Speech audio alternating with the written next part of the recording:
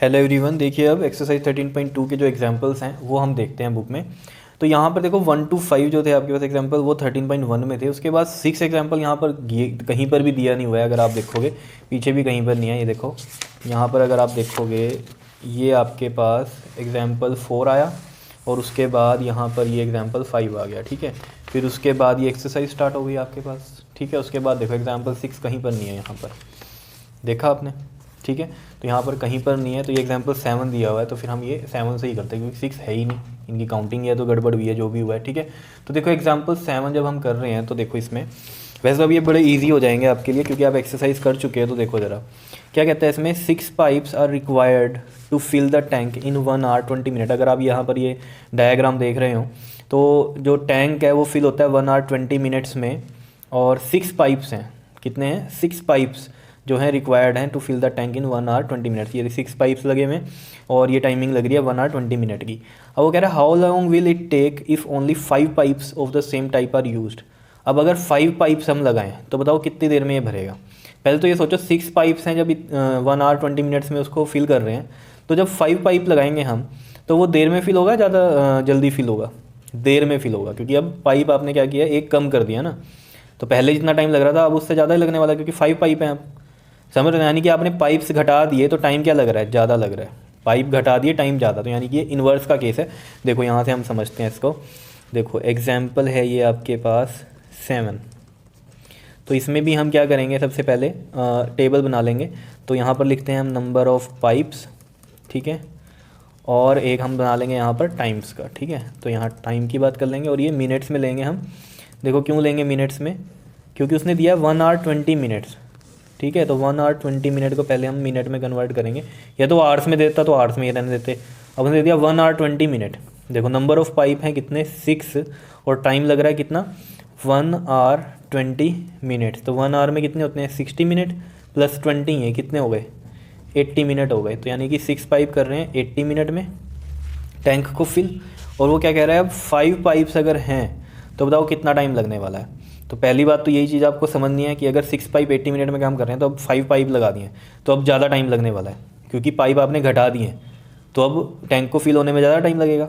तो यहाँ पर क्या आएगा, यानी कि ज़्यादा अब टाइम आने वाला है। तो यहाँ पर देखो टाइम बढ़ रहा है और नंबर ऑफ़ पाइप घट रहे हैं। तो यानी कि एक x मानो एक y, एक चीज़ घट रही है दूसरी बढ़ रही है। तो यानी कि इन्वर्स का केस है। ठीक है, ये है इन्वर्स का केस, इन्वर्स प्रोपोर्शन का केस है। तो इसमें देखो ये वाला आप कंसीडर करो x1, ये वाला x2, ये y1 और ये y2। तो आपको पता है इन्वर्स के केस में x1 इंटू में y1 इज इक्वल टू होता है x2 इंटू में y2। x1 है 6 और y1 है 80, x2 है 5 और y2 हमें निकालना है, यानी कि हमें टाइम बताना है कि 5 पाइप्स कितने टाइम में टैंक को फिल करते हैं। तो देखो 6 इंटू में 80 और ये 5 नीचे यहाँ पर आ जाएगा, तो y2 हमारा निकल जाएगा। देखो कैसे, 5 1 ज़ा 5 एंड 3 0 5 6 ज़ा 30 एंड 16 6 ज़ा कितना होता है आपके पास, 96। 96 मिनट आ गए आपके पास, यानी कि 96 मिनट लगेंगे 5 पाइप्स को फिल करने में टैंक को। तो 96 मिनट को चेंज कर लो आप आवर्स में। तो देखो कैसे आप इसको कर सकते हो चेंज, या तो मैंने आपको बताया हुआ है 96 है ना, जैसे इसको 60 से डिवाइड करो, ये 6 और ये कितना बच गया यहाँ पर 3। तो इसको लिख देंगे हम ये 1 hour और 36 मिनट, ऐसे 1 hour 36 मिनट लगेंगे। 6 पाइप्स को लग कितना रहा था, 1 hour 20 मिनट लग रहे थे, और अगर 5 पाइप्स हैं तो 1 hour 36 मिनट्स लगेंगे। ठीक है, तो ये आपके पास इसका आंसर हुआ। और क्या तरीका 96 मिनट को चेंज करने के लिए, देखो मुझे पता है 60 मिनट का 1 hour होता है, तो 60 प्लस में 36, तो इसको मैं 1 hour लिख सकता हूँ और 36 मिनट ऐसे भी लिख सकते हैं इसको, जैसे आपको सही लगे वैसे कर लो। आया समझ में या नहीं बताओ? ठीक है, तो इनका आंसर भी देख लो क्या है। इनका भी यही है 96 मिनट और 1 hour 36 मिनट्स। क्या इतनी बात क्लियर है या नहीं बताओ, समझ में आई कहानी? नेक्स्ट देख लो क्वेश्चन, नेक्स्ट भी ऐसे ही है। क्या है हमारे पास, देखो ये एग्जाम्पल 8 है। There are 100 students in a hostel and food provision for them is for 20 days. मतलब जो उनका फूड जो अवेलेबल है वो 20 डेज़ का है। 100 स्टूडेंट्स हैं तो उनका फूड 20 डेज़ के लिए है। ठीक है, how long will this provision last, ये कब तक रहेगा अगर if 25 more students join the group. अगर 25 और स्टूडेंट आ गए तो अब पहले खाना ऐसे समझ लो, पहले खाना जो है 100 स्टूडेंट्स का 20 डेज़ चल रहा है, तो 25 और आ गए, तो यानी कि ये जो स्टूडेंट्स हैं ये बढ़ गए। अभी अगर ज़्यादा हो गए तो खाना अब 20 डेज़ तो नहीं चलेगा, कितने दिन चलेगा, कम ही चलेगा। मतलब क्या, स्टूडेंट्स बढ़ गए तो खाना अब कम दिन चलेगा, यानी कि डिक्रीज़ हो रहा है। नंबर ऑफ़ स्टूडेंट्स इंक्रीज़ और नंबर ऑफ़ डेज़ जो हो रहे हैं हमारे वो क्या होंगे, अब डिक्रीज़ होंगे। समझ रहे हो ये बात, ये तो चीज़ समझ में आ रही होगी अब आपके, क्योंकि जो खाना है वो आपके पास 20 डेज़ ही चलेगा अगर 100 स्टूडेंट्स हैं। लेकिन अगर 25 और आ गए तो अब वो 20 डेज़ तो नहीं चलेगा ना खाना, कितने दिन चलेगा, वो कम ही दिन चलेगा, क्योंकि 25 और भी तो आ गए, एक्स्ट्रा आ गए, तो वो भी खाएंगे खाना। तो अब 20 डेज़ तो नहीं चलेगा, क्योंकि 20 डेज़ तो 100 स्टूडेंट के लिए था। अब 125 स्टूडेंट्स हो गए, 25 मोर हो गए ना, तो 125 स्टूडेंट्स हो गए, तो अब भी 20 दिन थोड़ी चलेगा खाना, क्योंकि अब लोग कम खाना तो शुरू नहीं करेंगे, उतना ही खाएंगे जितना खाते हैं। तो यानी कि अब 20 डेज़ तो खाना चलेगा नहीं, कम दिन चलेगा। तो देखो इसको भी हम कैसे करेंगे, यहाँ पर देखो, यहाँ लिखते हैं हम, एग्जाम्पल है ये हमारे पास 8, ठीक है। देखो जी, इसमें आपके पास टेबल बना दो, इसमें भी आप ऐसे, ठीक है। बिल्कुल सिंपल क्वेश्चन है ये, है ना। अगर आपको इन्वर्स और डायरेक्ट की कहानी पता है तो बहुत ईजी है। देखो यहाँ लिख लेता हूँ मैं नंबर ऑफ़ स्टूडेंट्स, ठीक, और यहाँ लिख लेते हैं हम नंबर ऑफ़ डेज़, ठीक है। तो ये देखो 100 जब स्टूडेंट्स हैं तो खाना चलता है 20 डेज़, और जब 25 मोर हो गए, मतलब 25 more students join the group, तो कितने हो गए अब, 25 प्लस में 100 कितने हो गए, 125 हो गए अब टोटल। तो यहाँ मैं लिखता हूँ 125 स्टूडेंट्स हो गए, तो बताओ ये कितने। तो खुद सोचो, अब 100 स्टूडेंट्स जो थे उनके लिए 20 दिन खाना चलता है, और जब 125 स्टूडेंट्स आ गए तो खाना कितने दिन चलेगा, मतलब 25 एक्स्ट्रा है ना, तो 125 हो गए। तो खाना अब ज़्यादा दिन चलेगा या कम दिन चलेगा, कम ही दिन चलेगा ना, लोग ज़्यादा हो गए। तो देखो ये चीज़ इंक्रीज़ हो रही है, ये चीज़ क्या हो रही है, डिक्रीज़ होगी, क्योंकि वह भी मैंने बोला कि खाना अब कम दिन चलेगा क्योंकि स्टूडेंट्स ज़्यादा हो गए। तो ये एक्स, ये वाई, ये इंक्रीज़, ये वाला डिक्रीज़, तो यानी कि इन्वर्स का केस है। ये x1, ये x2, ये y1, ये y2। तो देखो अब दिखाई दे रहा है, इन्वर्स का केस है, इन्वर्स प्रोपोर्शन का ही केस है क्योंकि ये, तो इसमें देखो आपके पास x1 इंटू में y1 इजकल टू होगा x2 इंटू में y2। तो 100 इंटू में 20 और x2 है 125 और इंटू में ये y2। तो y2 हमें चाहिए, देखो 100 इंटू में 20 अपॉन में क्या आ जाएगा, 125। तो देखो अगर हम यहाँ से देखें इसको, 25 4 the 100 and 25 5 the 125 and 5 4 the 20, तो 4 4 द 16 डेज़ जो है आपका ये खाना अब चलेगा। समझ रहे हो इतनी बात या नहीं।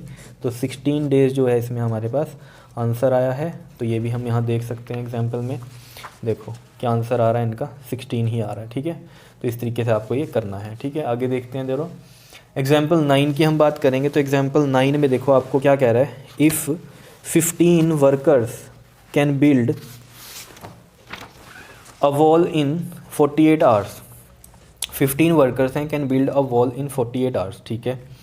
How many workers will be required to do the same work in 30 hours. देखो बिल्कुल सिंपल सी कहानी है, 15 वर्कर्स काम को कर रहे हैं 48 आवर्स में, तो वही काम अगर 30 आवर्स में कंप्लीट करना है तो वर्कर्स की ज़्यादा ज़रूरत है। टाइम घट गया लेकिन वर्कर्स क्या चाहिए, हमें ज़्यादा चाहिए। तो टाइम घट गया और वर्कर्स बढ़ गए, एक चीज़ घट रही है दूसरी बढ़ रही है, तो क्या है, इन्वर्स का केस है। तो इन्वर्स का केस हम कैसे करते हैं, देखो यहाँ करते हैं।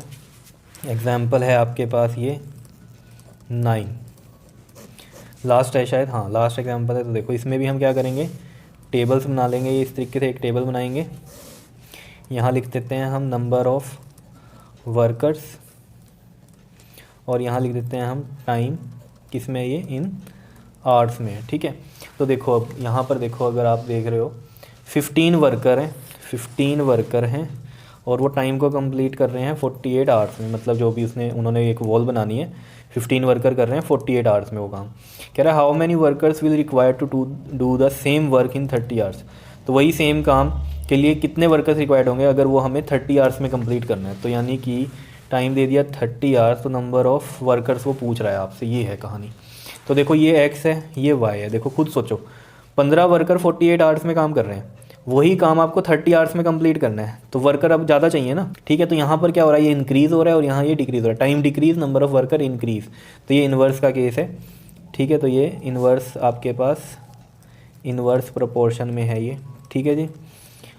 तो ये आपको पता ही है, ये x1 ले लो, ये x2 ले लो, ये y1 ले लो और ये y2 ले लो। तो इन्वर्स में आपको पता है x1 y1 इक्वल टू में होता है x2 y2।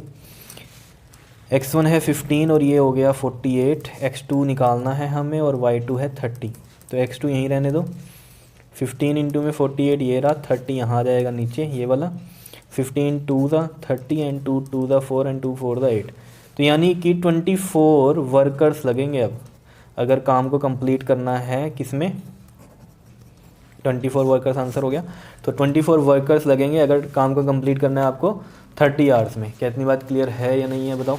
तो इनका भी आंसर देख लेते हैं यहाँ पर, बिल्कुल 24 वर्कर्स आ रहा है। ठीक है, समझ में आई कहानी? ठीक है, तो ये थे एग्जाम्पल्स भी इसके। तो एक चैप्टर जो है आपका कंप्लीट हो रहा है यहाँ पर। क्लियर? तो कर लोगे इसको अच्छे से। Okay ji, thank you.